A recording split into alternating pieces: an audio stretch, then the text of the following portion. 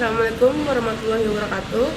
Saya Anissa Rani, Siva, dan 3 teman saya, Citra, Yohanita, dan Amel. Di sini kami akan mempresentasikan tentang analisis pajak PPh 21 terhadap karyawan PT Kemajuan Jaya. Belakang, pajak penghasilan pasal 21 adalah pajak yang dikenakan atas penghasilan berupa gaji, upah, honorium, tunjangan, dan pembayaran lain yang diterima oleh individu dalam negeri sehubungan dengan pekerjaan, jasa, atau kegiatan tertentu. PPh 21 merupakan salah satu instrumen penting dalam sistem perpajakan di Indonesia karena menyimbang pendapatan negara yang signifikan. Pemahaman mengenai PPh 21 sangat diperlukan, baik oleh wajib pajak maupun pihak yang bertanggung jawab melakukan pemotongan pajak. Rumusan masalah dari PPh 21 ini: yang pertama, apa saja ketentuan dan aturan yang mengatur PPh 21 di Indonesia? Yang kedua, bagaimana mekanisme pelaksanaan pemotongan PPh 21? Yang ketiga, apa dampak dari pemotongan PPh 21 terhadap penerimaan penghasilan? Dan tujuan penulisan dari PPh 21 ini untuk menjelaskan ketentuan-ketentuan terkait PPh 21. Yang kedua, untuk menguraikan proses pelaksanaan pemotongan PPh 21. Dan yang terakhir, untuk memberikan contoh studi kasus terkait penerapan PPh 21. Bab 2 Pelaksanaan. Dasar hukum pelaksanaan PPh 21 diatur dalam Undang-Undang Nomor 36 Tahun 2008 tentang Pajak Penghasilan, serta Peraturan Menteri Keuangan dan peraturan teknis lainnya yang dikeluarkan oleh Direktorat Jenderal Pajak. Setiap pemberi kerja yang membayarkan gaji atau penghasilan kepada pegawainya wajib melakukan pemotongan PPh 21 dan melaporkannya. Subjek dan objek PPh 21. Subjek PPh 21 adalah orang pribadi yang menerima atau memperoleh penghasilan dari pekerjaan, jasa, atau kegiatan tertentu. Objek PPh 21 meliputi gaji, upah, honorarium, dan penghasilan lainnya. Penghasilan yang menjadi objek PPh 21 dikenakan tarif progresif berdasarkan besarnya penghasilan kena pajak. Mekanisme pemotongan PPh 21. Pemotongan PPh 21 dilakukan oleh pemberi kerja sebagai pihak yang berkewajiban. Besarnya pemotongan dihitung berdasarkan tarif yang telah diatur oleh undang-undang. Pemberi kerja kemudian menyetorkan pajak yang telah dipotong ke kas negara melalui sistem perpajakan online. Selain itu, pemberi kerja wajib memberikan bukti potong kepada pegawai sebagai bukti bahwa pajak telah dibayarkan. Perkenalkan, nama saya Yohanita Setia Lestari. Saya ingin mempresentasikan tentang rumusan masalah. 1. Ketentuan dan aturan yang mempengaruhi PPh 21 di Indonesia. PPh 21, pajak penghasilan pasal 21 diatur oleh Undang-Undang Nomor 7 Tahun 1983 tentang pajak penghasilan yang telah beberapa kali diubah, terakhir dengan UU Nomor 36 Tahun 2008. Ketentuan terkait PPh 21 juga diatur dalam Peraturan Direktur Jenderal Pajak yang memberikan petunjuk teknis tentang pelaksanaan pemotongan, penyetoran, dan pelaporan PPh 21. Beberapa ketentuan utama meliputi objek PPh 21. Penghasilan yang diterima oleh karyawan, pejabat, atau pekerja lain baik berupa gaji, tunjangan, honorarium, dan bentuk lain dari kompensasi kerja. Yang kedua, subjek PPh 21. Wajib pajak orang pribadi, baik penduduk dalam negeri maupun tenaga kerja asing yang bekerja di Indonesia. Tarif PPh 21 dikarenakan berdasarkan tarif progresif sesuai dengan penghasilan kena pajak atau PKP mulai dari 5% hingga 35%. PTKP, penghasilan tidak kena pajak, batasan tertentu yang diberikan kepada wajib pajak berdasarkan status perkawinan dan tanggungan keluarga. Yang kedua, mekanisme pelaksanaan pemotongan PPh 21. Pemotongan PPh 21 dilakukan oleh pemberi kerja, perusahaan atau instansi terhadap penghasilan karyawan atau pekerja. Berikut adalah mekanisme umum pelaksanaan pemotongan PPh 21. Yang pertama, pemberi kerja menghitung penghasilan bruto karyawan termasuk gaji, tunjangan, dan komponen penghasilan lainnya. Yang kedua, penghasilan bruto dikurangi dengan pengurangan pajak seperti PTKP, iuran pensiun, dan biaya jabatan. Yang ketiga, setelah mendapatkan penghasilan kena pajak, PKP tarif PPh 21 yang berlaku diterapkan sesuai dengan lapisan tarif progresif. Pemberi pajak pemotong PPh dari penghasil karyawan setiap bulan dan menyetorkan ke kas negara. Yang terakhir, pemberi kerja wajib pajak melaporkan pemotongan PPh 21 tersebut kepada Direktorat Jenderal Pajak melalui SPT masa PPh 21. Yang ketiga, dampak pemotongan PPh 21 terhadap penerima penghasilan. Pemotongan PPh 21 berdampak langsung dalam pengurangan penghasilan yang diterima oleh karyawan atau pekerja. Dampak spesifiknya meliputi 1. Penurunan penghasilan neto. Setelah pemotongan PPh 21, jumlah penghasilan yang diterima oleh penerima penghasilan akan lebih rendah dibandingkan dengan penghasilan bruto mereka. Yang kedua, kepatuhan pajak. Penerima penghasilan harus memahami bahwa sebagian dari penghasilan mereka digunakan untuk membayar pajak kepada negara, dan mereka berkewajiban melaporkan dan membayar pajak jika ada penghasilan tambahan di luar gaji yang dipotong oleh pemberi kerja. Yang ketiga, perhitungan pajak final. Bagi sebagian penerima penghasilan yang memiliki penghasilan tambahan, pemotong PPh 21 bisa menjadi pembayaran pajak di muka yang nantinya akan disesuaikan dalam SPT tahunan. Yang keempat, Kesejahteraan finansial. Pengurangan penghasilan ini bisa mempengaruhi perencanaan keuangan pribadi, penerimaan penghasilan terutama bagi mereka yang berada di golongan penghasilan menengah bawah. Perkenalkan, nama saya Amelia Putri Mardiana dengan NIM 64230675. Bab 3, studi kasus. Studi kasus pajak PPH. Soalnya adalah Abizar Kila, NPWP-nya 48355-5/521.000. NIK-nya adalah 3307881367570006. Alamat rumah di Kebun Duren 080 Kota Malang, Jawa Timur. Jabatan sebagai supervisor keuangan bekerja di PT Kemajuan Jaya. NPWP-nya 01.233.246.5 dengan penghasilan 10 juta per bulan dengan status belum menikah. Abizar menerima tunjangan lembur dari perusahaan sebesar 1.500.000 dan THR. Penanggung jawab pemotong pajak perusahaan bernama Iwan Yono dengan NPWP 48.336.5/521/000. PT Kemajuan Jaya mengikuti program BPJS, tenaga kerja, dan lain-lain dengan ketentuan perusahaan memotong penghasilan karyawan sebagai berikut. 1. Tunjangan PPH sebesar 3,60%. 2. Premi asuransi sebesar 5%. 3. Biaya jabatan sebesar 5%.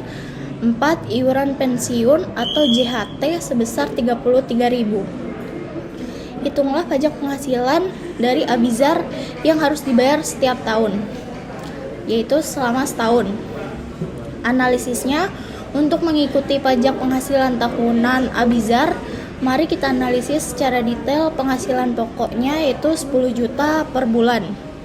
1. Tunjangan lemburnya adalah 1.500.000 per bulan.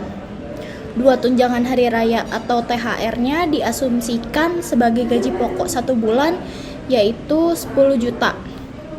Statusnya sudah menikah, mempunyai 3 orang anak. Perusahaannya ikut BPJS Ketenagaan Kerja dan ada beberapa pemotongan dari penghasilan karyawan sebagai berikut. 1. Tunjangan PPH-nya 3,60%. 2. Premi asuransinya 5%. 3. Biaya jabatannya 5%. 4. Iuran pensiun atau JHT sebesar 33.000 per bulan. Langkah perhitungan pajak penghasilan PPH 21. Saya akan menjelaskan bagaimana cara mengisi SPT, yaitu ini 01 223 246 titik 5 titik 321 titik 000.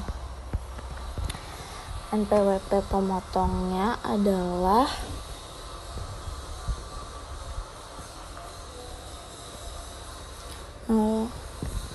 satu titik 223 titik 246 titik 5 521 000. Pemotongnya adalah PT Kemajuan Jaya.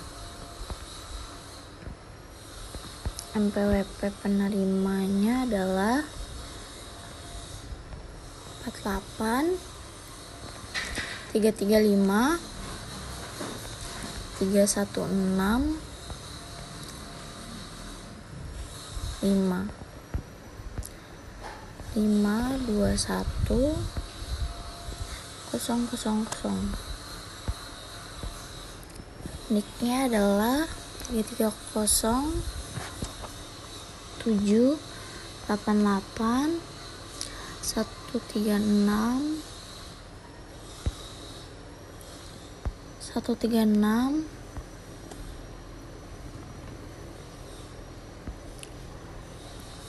757 0006.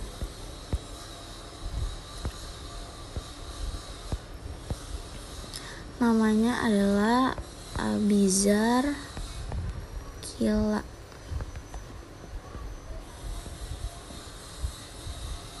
Alamat rumahnya adalah Kebun Duren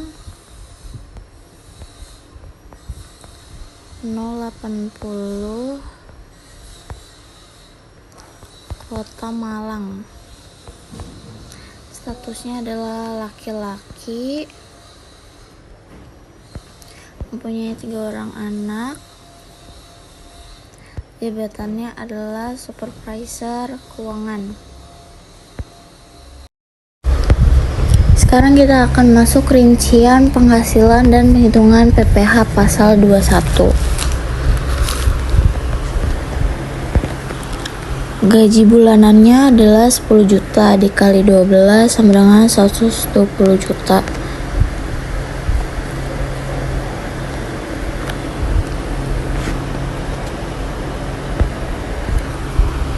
Tunjangan PPh-nya ada 60% dikali 120 juta adalah 320 juta.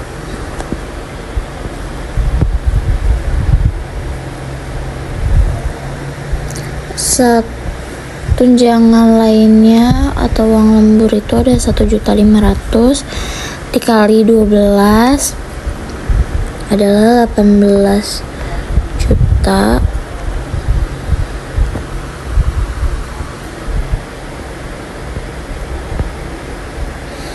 Honoriumnya tidak ada. Premi asuransi yang dibayarkan itu ada 5% dikali 120 juta itu sama dengan 6 juta.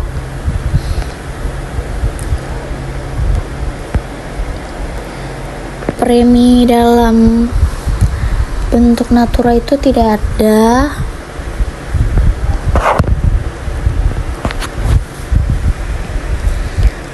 Bonus atau gaji per bulan itu 10 juta. Totalnya adalah 158 juta 320 rupiah.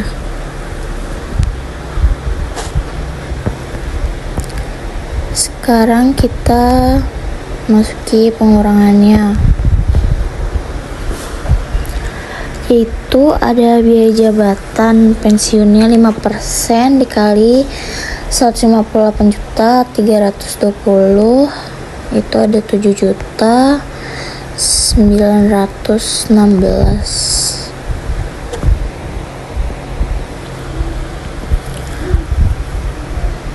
Iuran pensiunnya itu ada 33.000 dikali 12 sama dengan 396.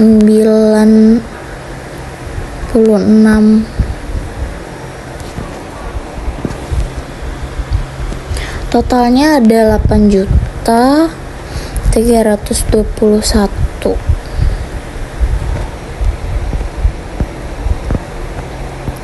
Sekarang kita memasuki penghitungan PPh pasal 21-nya. Jumlah penghasilan netonya ada jumlah awal itu 158.320 dikurang penghasilan kedua yaitu 8.321 sama dengan 149 juta 99.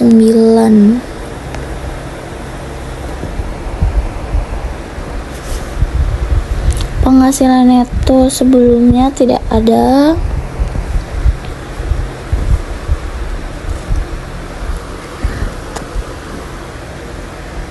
Jumlah penghasilan neto untuk penghitungan PPh pasal 21-nya 149.999.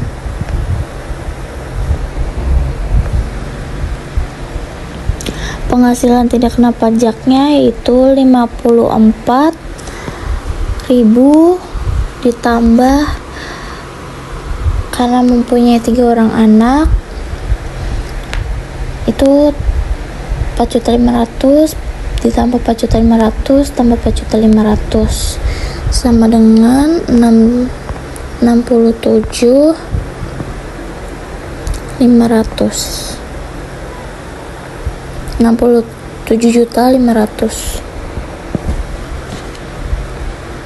Penghasilan kena pajak setahun atau disetahunkan itu adalah 82.499.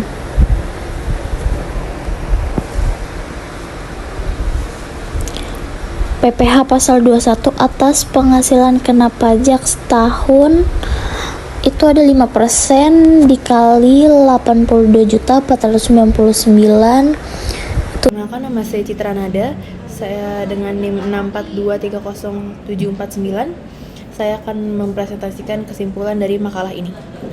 Kesimpulannya adalah dari perhitungan di atas dapat disimpulkan bahwa pajak penghasilan tahunan PPh 21 yang harus dibayar oleh Putri Kila sebagai karyawan PT Kemajuan Jaya adalah 3.673.800. Penghasilan yang diterima terdiri dari gaji pokok, tunjangan lembur, dan THR. Yang setelah dikurangi dengan pemotongan perusahaan untuk petunjangan PPh, premi asuransi, biaya jabatan, dan iuran pensiun menghasilkan penghasilan kena pajak yang menjadi dasar perhitungan pajak. Secara umum, ketentuan pemotongan pajak dan tunjangan yang dilakukan perusahaan telah mengikuti aturan yang berlaku. Pengurangan-pengurangan seperti biaya jabatan dan iuran pensiun memberikan manfaat, baik dalam mengurangi beban pajak karyawan maupun meningkatkan perlindungan melalui program BPJS Ketenagakerjaan. Kemudian saran dari saya adalah agar karyawan, khususnya Putri Kila, dapat mengoptimalkan pengelolaan pajak dan penghasilan. Sebaiknya perusahaan menyediakan penjelasan yang lebih komprehensif terkait kebijakan pemotongan pajak dan manfaat asuransi. Pemahaman yang lebih baik akan mendorong karyawan untuk memanfaatkan insentif atau manfaat tambahan dari tunjangan-tunjangan yang ditawarkan perusahaan.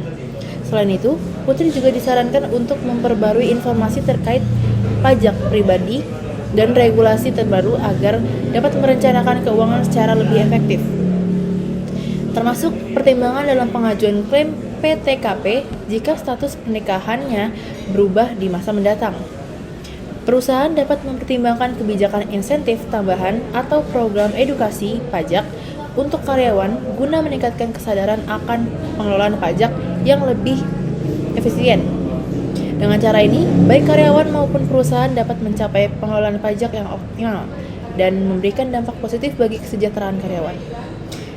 Penutup dari makalah ini, di dalam dunia kerja, pemahaman mengenai pengelolaan pajak penghasilan karyawan seperti yang dialami oleh Putri Kila menjadi hal penting yang tidak hanya berdampak pada kesejahteraan finansial pribadi, tetapi juga pada kepatuhan terhadap peraturan perpajakan nasional. Melalui perpajakan yang tepat serta penerapan kebijakan pemotongan yang jelas dan sesuai dengan ketentuan, perusahaan dapat membantu karyawan memahami kewajiban perpajakan mereka dengan lebih baik. Pajak penghasilan yang dikenakan pada karyawan memberikan kontribusi langsung pada negara dan seharusnya tidak dianggap sebagai beban semata. Dengan pendekatan yang lebih edukatif dari perusahaan, karyawan dapat memahami bahwa pemotongan-pemotongan ini membawa manfaat tambahan, baik dari sisi perlindungan sosial seperti BPJS Ketenagakerjaan maupun optimalisasi potongan yang dapat mengurangi beban pajak tahunan. Diharapkan bagi perusahaan maupun karyawan dapat terus bekerja sama dalam meningkatkan kesadaran pajak serta menerapkan strategi pengelolaan penghasilan yang efektif. Pemahaman yang baik mengenai peraturan dan potensi manfaat perpajakan akan membantu karyawan merencanakan keuangan mereka dengan lebih bijaksana, yang pada akhirnya turut mengundang kinerja perusahaan secara keseluruhan serta berkontribusi pada pembangunan ekonomi. Sekian presentasi kelompok kami. Kurang lebih yang mohon maaf. Wassalamualaikum warahmatullahi wabarakatuh.